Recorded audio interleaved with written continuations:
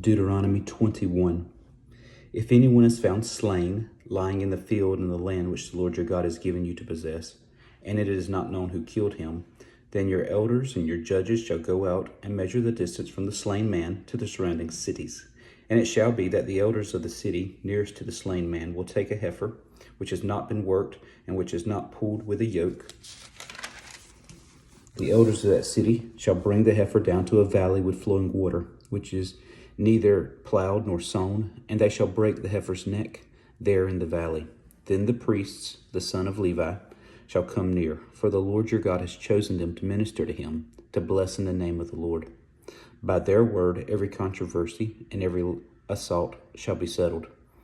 And all the elders of that city nearest to the slain man shall wash their hands over the heifer whose neck has been broken in the valley.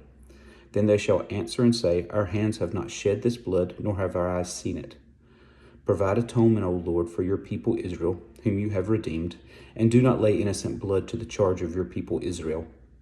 And atonement shall be provided on their behalf for the blood. So you shall put away the guilt of innocent blood from among you when you do what is right in the sight of the Lord. When you go out to war against your enemies, and the Lord your God delivers them into your hand, and you take them captive, and you see among the captives a beautiful woman, and desire her, and would take her for your wife, then you shall bring her home to your house. You shall shave her head and trim her nails. She shall put off the clothes of captivity, remain in your house, and mourn her father and her mother a full month. After that you may go into her and be her husband, and she shall be your wife. And it shall be, if you have no delight in her, then you shall set her free. But you certainly shall not sell her for money, nor shall you treat her brutally, because you have humbled her. If a man has 2 wives, one loved and the other unloved, and they have borne him children, both the loved and the unloved, and if the firstborn son is of her who is unloved, then it shall be, on the day he bequeaths his possessions to his sons, that he must not bestow firstborn status on the son of the loved wife, in preference to the son of the unloved, the true firstborn. But he shall acknowledge the son of the unloved wife as the firstborn by giving him a double portion of all that he has.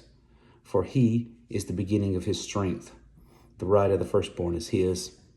If a man has a stubborn and rebellious son who will not obey the voice of his father or the voice of his mother, and who, when they have chastened him, will not heed them, then his father and his mother shall take hold of him and bring him out to the elders of his city, to the gate of his city. And they shall say to the elders of his city, This son of ours is stubborn and rebellious. He will not obey our voice. He is a glutton and a drunkard. Then all the men of his city shall stone him to death with stones. So you shall put away the evil from among you, and all Israel shall hear and fear. If a man has committed a sin deserving of death, and he is put to death, and you hang him on a tree, his body shall not remain overnight on the tree, but you shall surely bury him that day, so that you do not defile the land which the Lord your God has given you as an inheritance. For he who is hanged is accursed of God.